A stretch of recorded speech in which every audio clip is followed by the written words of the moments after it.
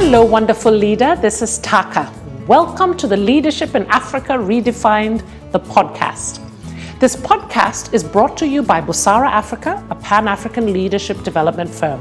In every episode of this podcast, we uncover powerful insights, share real-world experiences, and deliver practical strategies to help you excel as a leader. Subscribe to the show to become the leader you have always wanted to be. Enjoy! Welcome to Season 3 of Leadership in Africa Redefined, the podcast. And we have our nuts and bolts episode with my wonderful partners in crime. We've got Robert and Dr. Gillian. How are you guys? We're great. We're really good. Wonderful. So we're gone for just a short while and we're back. And we're back with an exciting episode of this nuts and bolts that we have entitled Why Leadership Training is Broken and How to Fix It, at least in the African context. And so maybe a good place to start, I'm going to come to the two of you, but I tell you why we titled it this way. Essentially, in any conversation that you sit with a group of us in Africa, whether you're sitting in Ghana, Nairobi, whether you're sitting in Kampala, wherever you're sitting, after a while, when people start lamenting about all the problems we have, they all say, it comes down to leadership. We don't have good leadership. That's the usual story, yeah? And yet, people may look at us and say, but you Busara, all of you are doing plenty leadership training, yeah? What is it resulting in? So maybe it is a fair question to ask ourselves. If people are so challenged with this quality of leadership and we're doing this leadership work, are we right to ask ourselves, is leadership training broken? Gillian, is it broken? I love the question, but I would say no, it's not broken. What it is not is not contextualized.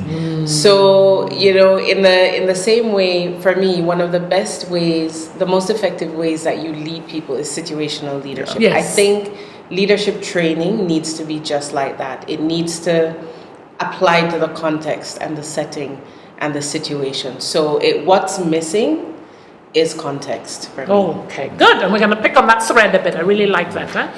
Robert, is it broken? I also join Gillian in saying it's not broken, it is our approach. And that is why Busara is here for you. He had to put that name for Busara, right? Busara is here because we are African and we do our best to make sure that whatever we do is African. So join us. And I'm sure throughout this episode we will tell you more about it. But join Busara. If you want a leadership training that will be African contextual, it's Busara. That was the free ad for Busara's training. All right, so we're hearing that, okay, fine, leadership training is not broken, but it's how we're responding to the context. And so maybe what we will do in the rest of this episode, and I really hope those of you who are coaches, HR specialists, people and culture leaders, executive directors who are willing to invest in leadership development for your companies, you're paying attention to ensure that the quality of leadership development you have is as Gillian said, is context relevant. But let's go through some of the things, maybe what we see as some of the challenges and then what we need to do differently. So you already started to allude to one of those challenges, Gillian. What would you say, speak more about to it? So I think in some ways you will hear people say that leadership in the African context, there's something wrong or something missing because there's an over-reliance on Western examples. Leadership development, you mean? Leadership development, Yeah. yes. There's an over-reliance on Western examples. But while that is true for me, the bigger question is, where are the African resources? There are none. Like, there are no high quality or... Well, I can't say no. There's my book. Yes, but my thing is, when it comes to leadership training, it is not just a book; it's a program. It is a whole case thing. studies, Exactly. examples. We don't have it. We are not generating it in the African context. So, even though I think many people recognize that yes, we do need more Africa-centric resources, there's none. And so that is why they keep going back to the Western literature, because we lack the resources. And the few that may be there, they're not stocked globally. They're more expensive than what you can get if you go to the Western resources. So there are all of these things that would let somebody say, yes, it's always Western, but show me where the high quality African resources are that we can turn to, and then show me where people are not turning to it. So I think for me that is one really, really big problem that we need to fix as part of trying to get more Africa-centric leadership programs available. Okay, so I think that's a call to action for all of us. Exactly, We need to start producing the type of material, context-relevant material that leadership programs can use. And as you're saying, it's not just books. It's a wide variety of tools that we use in our leadership development program. So it's books, it's case studies, it's tools, it's examples, and making sure it's. I like that point you raised about sometimes the cost. How do we use? I mean, now with tech, we can start to use platforms that it makes it a lot more easier for people to access with those examples. Okay, so I think that's the first thing we're clarifying, ensuring that we're using material that is context relevant. Robert, what's the second chapter? Unless you wanted to add on to this one. Go ahead. No, I'm fine. I think Gillian did very well. The sources, I think we need to create sources, and we are continually doing that, and we hope that we uplift it so that people would find it. I think that is the key thing, I'm sure there may be people creating these things, but they are not on platforms that are easily accessible, that we can find them and use them in our context.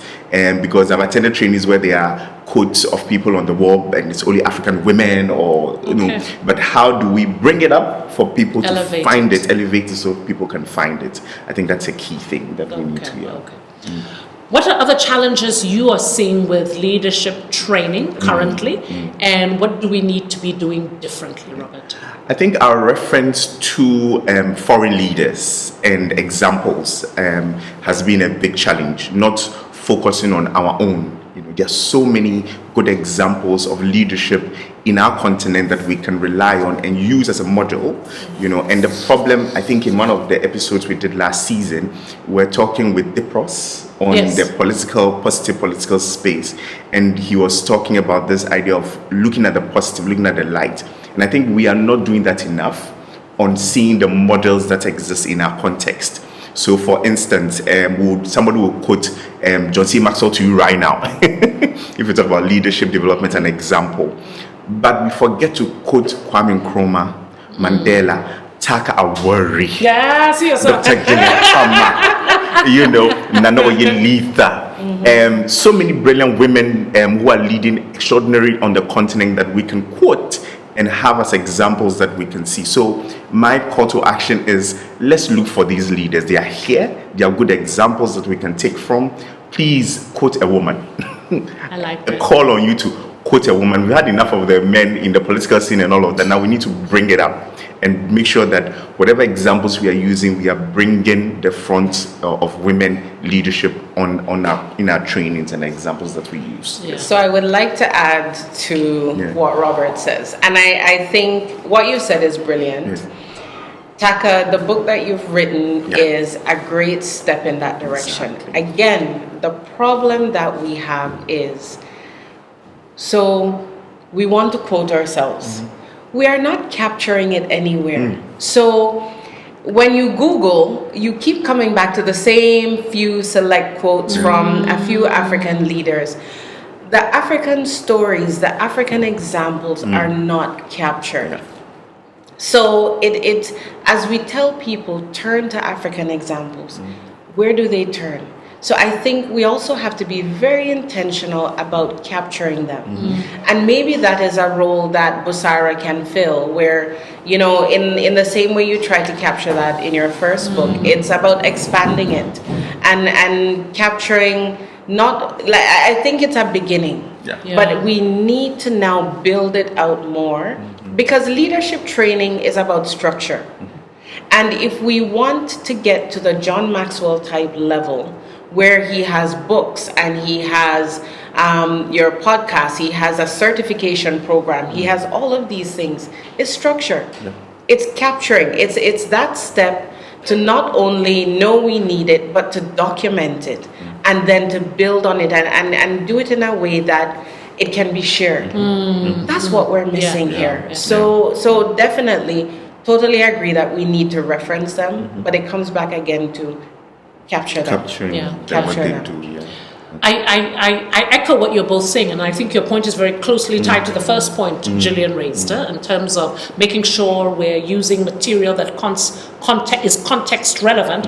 And you're saying, when we're getting material that's context relevant, what I hear you saying is that in that material, let's use examples of leaders.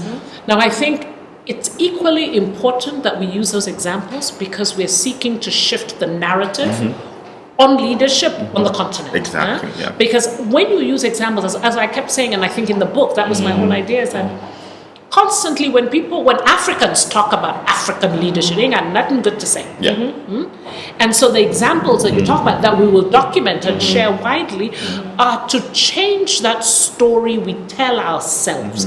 And leadership development plays a key role on that. So that I'm saying that, oh yes, I'm part of a journey to elevate my leadership, not because the only good examples I have are sitting there in New York and who knows where, right? But because they're sitting right around me. So I fully agree with you. Let's have more of those examples, and as Gillian is saying, let's make sure we document them so that they're accessible. And the good thing is that good examples make people see it's possible. That is the very key thing, If people see that this is possible. That's it. It's possible in the context. Exactly. It's possible because despite all the challenges, it's possible to do this. It's possible because young people want to see examples, and they are able to know that this person did this in this space. They were able to lead and make a difference. So that, like you said, the narrative that is told, they see, no, but I also see this. And then they can go towards that. I think that is important. Okay. So we've got two things. Yes.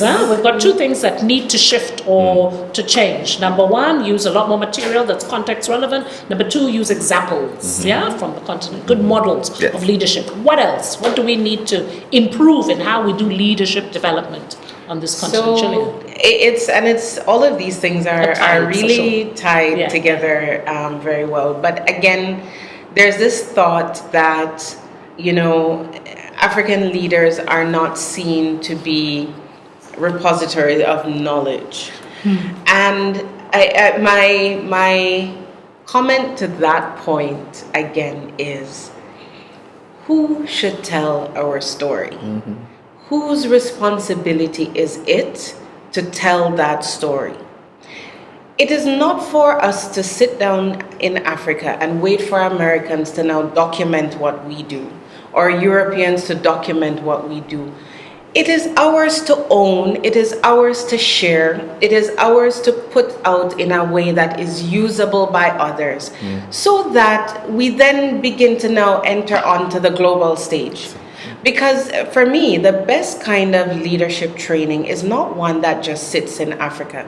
Then you've only gone to step one. You haven't gone far enough.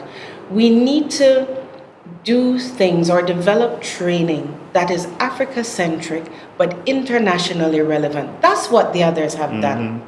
So when it's what I find is the current state, and I'll talk to Ghana because that's what I'm familiar with. You can talk to other African countries, but what you have is you have a lot of people, young people. Sometimes you have somebody who is 20, 22, writing a book on leadership.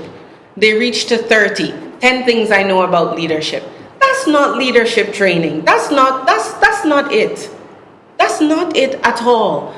What we need is, I'm sorry, I mean, like, I know I'm going. No, it's good. But my thing is, we have the knowledge here. Africa, we are highly educated. I'm sure we have more degrees than any other continent. We have it. How are we now taking that and transforming it into books and things that people can take up and use elsewhere? How are we developing our own leadership models? Some of my favorite models. One, situational leadership. I love it. I don't care who wrote it. I love it. But how are we developing our own models that now move onto the international stage and become things that are taught in companies, in universities? That's where we need to be looking to and working towards. We need to get past, I have a book, I'm writing a book. No, we have too much potential for that. And so that is where I would say that anybody who thinks that we are not sharing that knowledge, I think they are right. But I think we need to realize that our knowledge, our wisdom is ours. Let us own it, and then let us now begin to commercialize it and put it in a structured way. That's the step that we keep missing. Interesting. Robert? Yes, and I think one time I asked myself when I was doing research for a particular training we're supposed to do, and I was myself, why is there not a thing called Taaka Damien, model? Because like we have all these white names for all these models. We don't have Dr. Gillian's. It's coming. Yes, it is coming. That is it will come. For me. That is the question I've always asked myself, especially looking at why do we always have the Johari's window and we don't have this theory by this Awori something. So for me, Awori leadership matrix. Yes, Yes. I don't know what it says, but note that one down.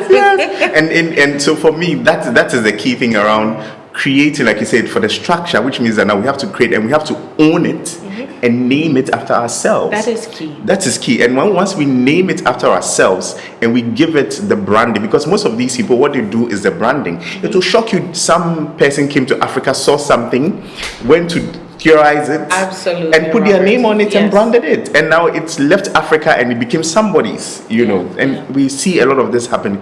I remember when I used to be in one of the organizations I worked for, we used to have interns come from other countries, come to intern with us, and then they come back as director of something in USAID, and I'm just using that example to say that could be happening. And that is why we don't find any of these theories that are named after our people, and therefore we don't own it.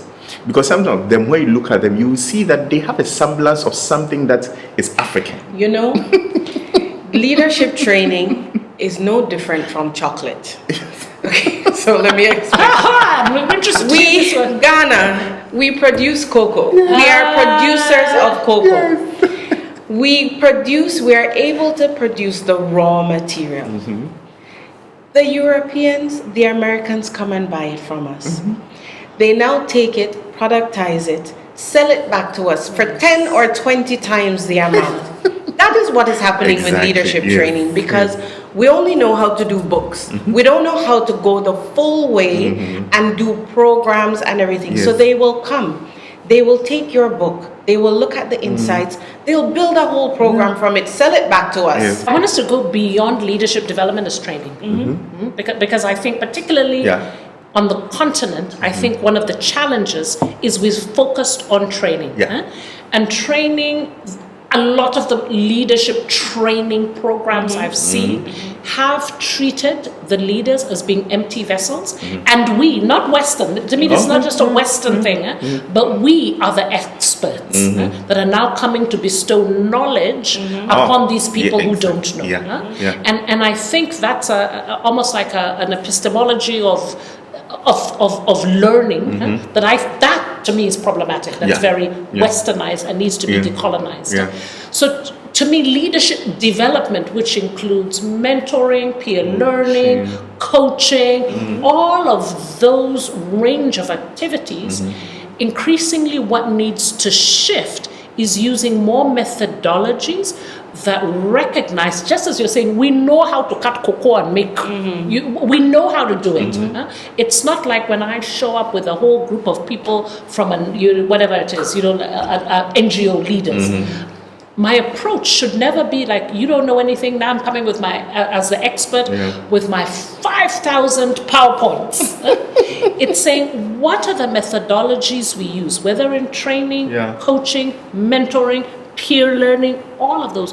What are the methodologies we use that recognize just what you're all saying, that actually folks are doing some good stuff. Yes, they may need some, in fact, we should even start stop talking about leadership development. Many times we should call it leadership enhancement. Yes, there's some people who are very new to leadership. That definitely, that's development. But I tell you, many of the people that we are working with have been practicing it for a while. So let's be sure that we're never treating them as empty vessels, that we're coming to pour leadership in. But how are we co-creating, learning about how to get even better at what they're doing. So Taaka, I think that is very good. But it's funny that you will take a leadership development program or solution to a company.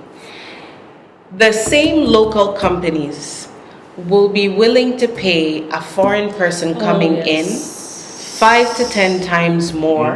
In fact, they'll pay them in dollars. Yes. The local they tell people, you we have to pay you in CDs at a tenth. at a fraction of the price. So again, it is everything you are saying is true. But we are our own problems. We have to decolonize our minds so that we can better appreciate. Yes, you're right. We can better appreciate. It's not just us, the providers. I think that's what I'm hearing you say. It's not just us, the providers, but it's also our clientele. It's so to me, there's this vacuum. Anytime you have vacuums, something will fill it. So. Fine, we appreciate ourselves. Let's say we've even crossed that bridge. Yes. But truthfully too, a lot of the local people who are providing these solutions, these training solutions, also many of them lack the substance when they step into the boardroom and they step into the rooms. And they don't have, I've engaged with different people over my career. Some have come doing mentorship programs. I remember there was one company that came in to do a mentorship program for a company that I was working in that will remain nameless. But the whole point is when they came in, the program themselves that they brought, it was so substandard that I went back to them and I just listed a whole lot of things and I said, you can't be coming, asking some of these questions, doing some of these things. So again, let us fill our own vacuum, but let us fill it with substance. Let us fill it with the right things so that we begin to now elevate ourselves to the level of those that we are paying dollars. It's a whole lot of things that need to be fixed at the same time. But let us really have that honest conversation with ourselves and hold ourselves accountable too. If somebody is not doing it right, let us call them out and let's push the entire standard up. As a leader, making decisions and solving problems can sometimes feel overwhelming. Having a thinking partner to help you reflect, gain clarity, and take charge of your situation is essential for personal and professional growth. This is where coaching comes in. At Busara Africa, we offer executive coaching guided by the ethics of the International Coaching Federation. Our internationally certified coaches bring years of experience and mastery of the coaching process, empowering you to take control of your leadership journey. Contact us today at www.busara-africa.com. Are you doing too much? Feeling overwhelmed, yet still questioning if you're doing enough? Leading from within, the inner work of leadership is here to help. This monthly online program helps leaders like you build self-awareness, master emotional intelligence, and lead with confidence. With expert-led masterclasses, practical tools, and a curated resource library, you'll gain insights to lead with authenticity and impact on your schedule. So take a breath and join me on a powerful journey of inner work required to thrive and find your joy as a leader. Join now on www.busara-africa.com. I like that, and I'm glad you called because I noticed everybody's doing leadership development now. Everybody is offering, and I think all of us in that who say, I think what you're calling, and you're calling us to account, all of us in the sector, is to say it's not enough to just say, now we're doing leadership development and we're going to bring all these African models and we're going to give all this out, but let's also make sure we're really providing quality, that's substantive processes, with our clients. Otherwise, then really we're just pandering to. That was my to first neighbors. thing. My first comment was, where are the high quality Africa-centric leadership programs? That's what, like, quality is key. And I'd rather say programs, I would say Or providers. providers, Because a solutions. program, yeah, it can be, you might find, actually, and you say where, we know a lot of folks who are doing some amazing, like we all our coaches out there, big shout out to you, because we know some amazing coaches who are doing amazing work around how you are actually able to, there is quality coaching that they provide. So actually, if I had to say, in what area are we really seeing quality? It's around coaching is emerging more and more. There isn't a demand yet totally for it, but I tell you, the quality of coaches that are coming out there are just...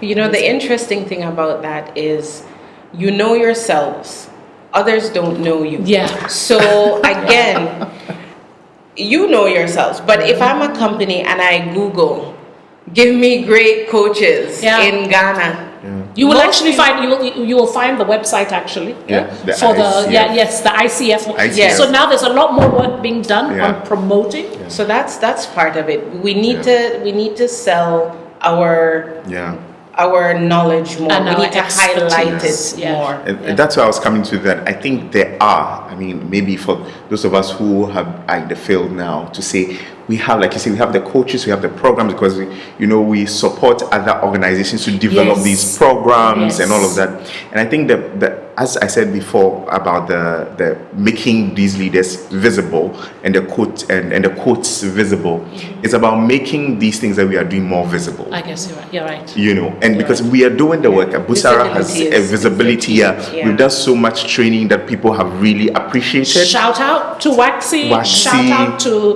AFWAG, African Women and for Women and Girls. Shout out to Women in Environment with their Ellen leadership Johnson, program. Shout out to the Amuje initiative. I think all of those are amazing examples of solid African-led, centered programs. But what we're hearing is that we need a lot more of those. And visibility. And they need to be visible and findable. Visibility, so that people can know and see as examples of what they could learn from, and also being intentional about the learning. I've realized that we do a lot of good things, but we don't pay attention to what are the learnings. How do we share? So I've run Amuje for 15 years. What program am I putting in place or a space for people to come and learn about how we did this? We did 1. What were the lessons? We did 2. What were the lessons? What are things that you can, as a service provider who is coming on board now, what are the things I can learn and improve upon what Amuje did or what another organization did, so that, as you said, it will be more visible, it will be more available, more information available for people to access. And I think for us, a lot of it is around putting these things on the platforms where they are needed. There are new platforms coming up and we need to adapt to them. I don't see a lot of our things on TikTok, where a lot of people are now. Watch this space. Robert says I need to get on TikTok. So guys, 2025. Yes, and interesting. There's also a new thing coming up, Blue. Chinese one. The Chinese one. I have no idea. So we need to get on those platforms and show visibility. I see a lot of these leaders that we talk about from other places going on TikTok, just videoing themselves saying things, and people are taking those quotes and putting in their books and things like that. We need to get on those platforms and make our knowledge and experience visible. Nice. Let me just add one more dimension that we haven't spoken about.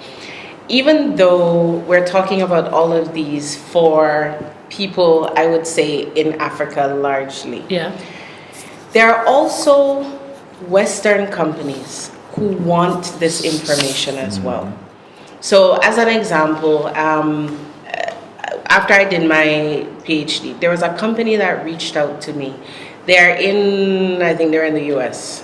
But they help companies to get set up in Africa. So if you're talking about companies that are setting up outsourcing, like business outsourcing companies in Africa, they contacted me because they were interested in trying to understand how to understand the African psyche, how to set up a company and make sure that it takes into account how people are feeling, what they think, that cultural context. So as we do, it is not only for us.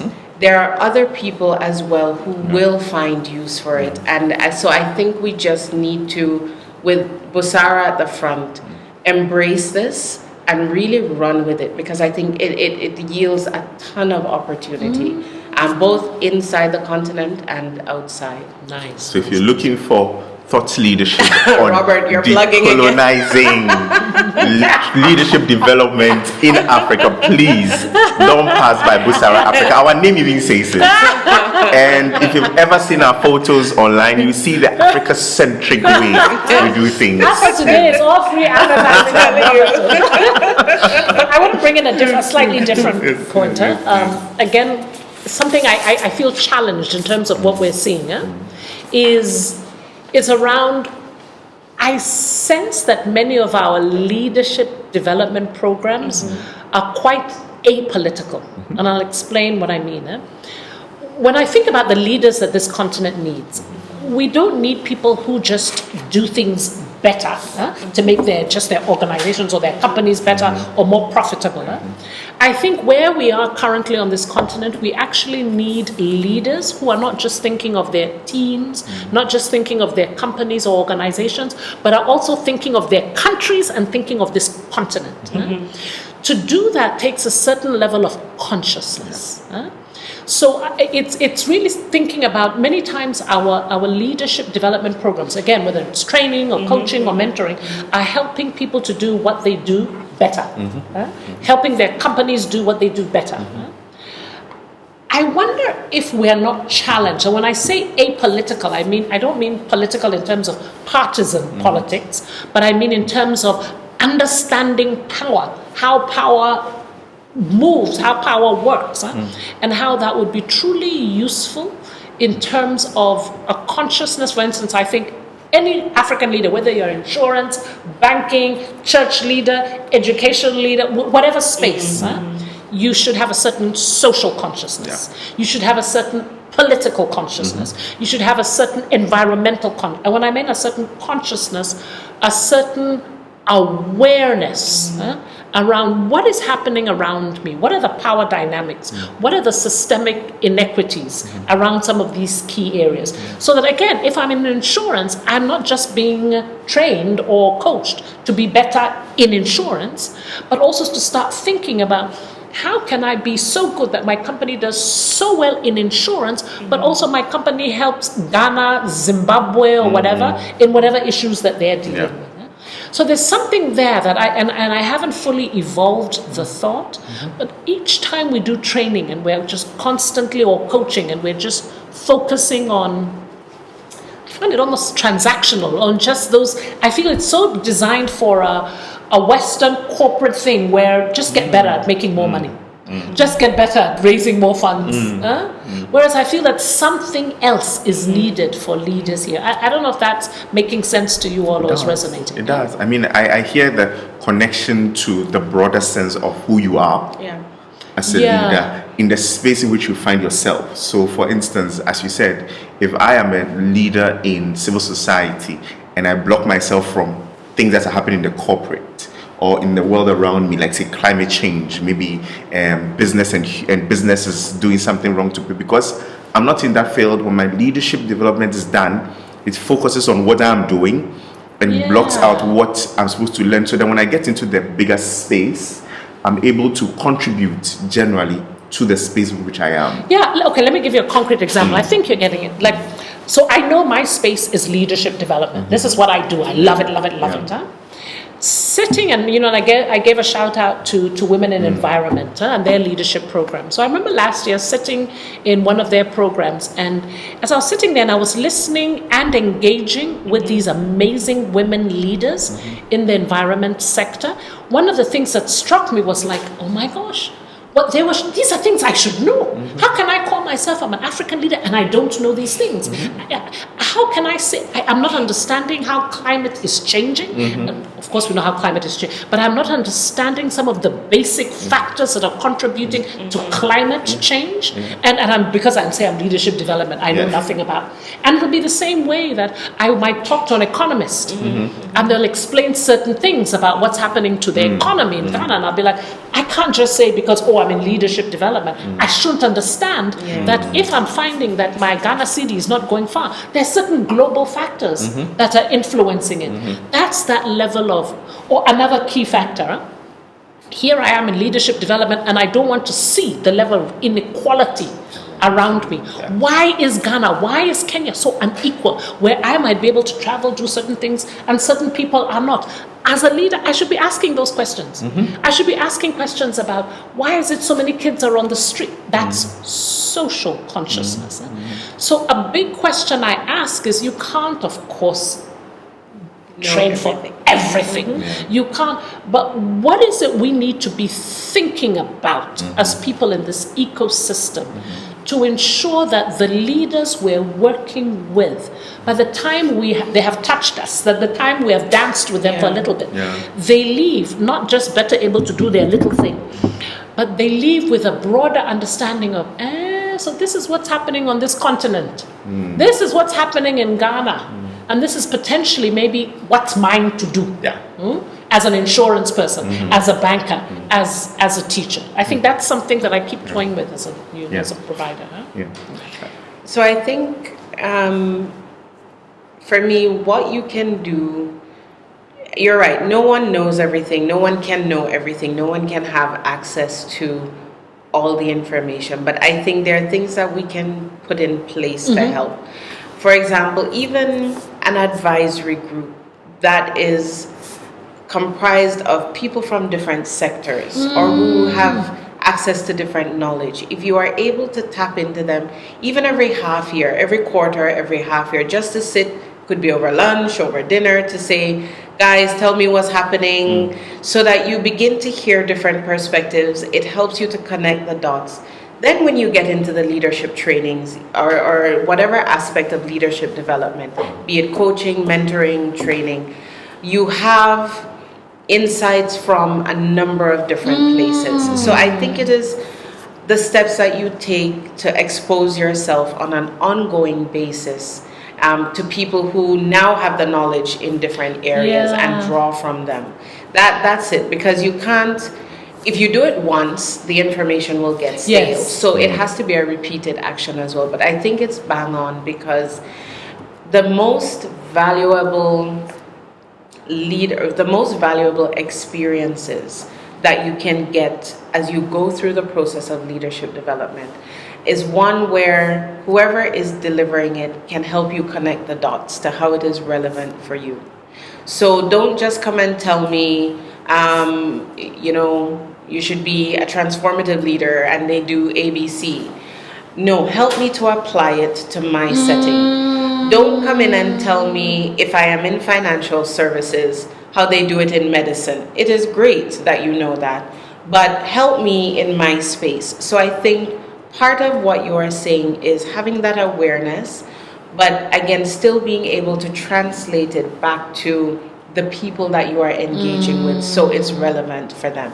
That is what makes for meaningful, again, high quality leadership development. Because you could be the most brilliant person in the world. If you cannot relate to me, if you cannot break it down for me, I will not find you valuable, and therefore I will not find it valuable. And I will go elsewhere, irrespective of color of skin, gender, whatever. So at the end of the day, value is key. And how we translate everything that we're saying into value for the people that are getting it, we need to keep that insight. And I think what you said is a really good point that would keep us focused on that. Maybe just to add, and maybe another solution I found, and which is good, is also doing more mixed method development. What I mean by mixed method is, when you do a leadership development program, it's important to bring different people from different fields into one space and allow them to use their examples and what they do as examples in the conversation. So if I am a banker, you bring a banker, a market woman, all of that, to a leadership program together. within the process, let us use our example. So I would use an example from my human rights background to say this is there's a banker who's never heard about the Maputo Protocol, and I'll use the Maputo Protocol as an example, and they will say, but what is that? Then maybe it is for us as developers and the implementers to say, can you tell us more about this? Or can you give us a shared document on the platform that everybody can access, so that you keep using those examples for people within any program. By the time they leave the program, they are not only learned about what is leadership and how do you train, how do you hold your team, but they've also learned that there is a protocol that protects women. So when I'm working in the bank, I am aware of Maputo Protocol. It's not only people in the development field or government that will know about Maputo Protocol. So I think ensuring that within a space of training, we bring different people and we allow them to bring their difference and what they have to the fore is key. And I see this as even a real African thing. When women meet in the market, I bring what I have. I bring when people meet in a particular space, people bring different things to the fore, and we don't limit them from showing their uniqueness and where they are filled. That is also a key thing. That's interesting. I really and if you're able to do that and build on, because I think what I'm hearing Gillian say is that I may, as a banker, hear about Maputo Protocol, and I might be like, oh wow, that's amazing to have such a progressive women's rights protocol on the continent, but what does it mean for me in banking? Exactly. Then we can have a conversation to say, how can we have a lot more inclusive instruments that reach out to women or all the unbanked groups of people who may not have access to the kinds of services that you need. Okay.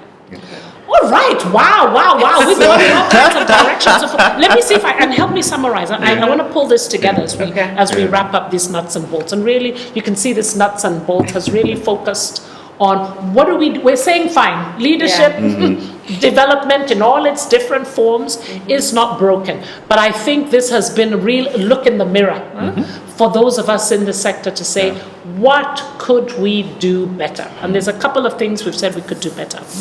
The first thing is we're saying, look, we've been relying too much on Western sources of materials, but if we're going to remedy that, as Dr. Gillian has told us, she told us once, twice, 3 times, says, you people, and I will tell you again.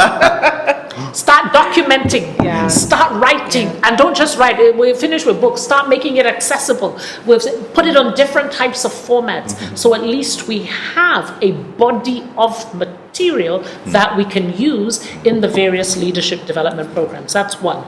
The second is, as we develop these programs, let's make sure we're using exemplary examples of wonderful African leadership, so that we're breaking the idea of this narrative that all African leadership is negative. So let's get out those wonderful examples of leaders that you know. I think we need to do that. The third is, as we do this leadership development, recognize that there are many leaders who have lots of experience. Let's make sure we're using methodologies that are not treating people as empty vessels, but are really co-creating knowledge and learning with them. Fourth, we're saying, yes, we all want to be doing stuff, but make sure it's quality. We've done a shout out to those who we know are doing excellent quality work, but we know now everybody's talking about leadership development. But I think Gillian made a strong case for saying that a lot of us, the kinds of stuff we're producing there, no substandard stuff. We need to make sure we're producing quality stuff. Fifth, I think you made the point very strongly that as we start to get these wonderful examples of leadership development programs, let's start learning from them. Because we can only get better if we're learning from what we're currently doing. And then the last point was really about saying, how do we ensure that the programs that we offer are developing a consciousness and an awareness of what's happening on the continent beyond just your sector that you're working in. So, wonderful folks. Yes, final thought? A final thing, which is also a thing that I love around, just a question to those who do training and development. Whenever you're doing an icebreaker or you're doing some games, what games do you use? Do you use the African games? Do you use the African stories? Do you use the African music? Even when you're playing a background music in your space for training, or even you want to introduce people to something, do you use, if you're coaching someone and you give them examples, or you are mentoring someone, you're referring them to some other things, you refer them to Africentric things, and it's important that if we want to bring up the visibility, we must pay attention to the Africa-centric things that we have, our stories, our games. When you are doing games for a training, are you ready to use a game like Ampe or some game that will make people see the African part of it? So please use Africa-centric. I think maybe one of the things we would also add is use Africa-centric things. Our games, our music, and all the things that we have are also important. Fantastic. Thank you all. Thank you, our wonderful listeners, for joining us for this episode. Again, please rate the show, subscribe if you haven't done so already, and give us feedback. Yes. Thank you, Dr. Gillian. Thank you, Robert. And see you for the next episode. Bye. Thank you for tuning in to this episode of Leadership in Africa Redefined, the podcast. I hope you learned a lot. And if you found value in this conversation, share it with a friend and be sure to subscribe so you never miss an episode. If you would like further support on your leadership journey, please get in touch. You can find us on busara-africa.com. And don't forget to follow Busara Africa on all social media platforms.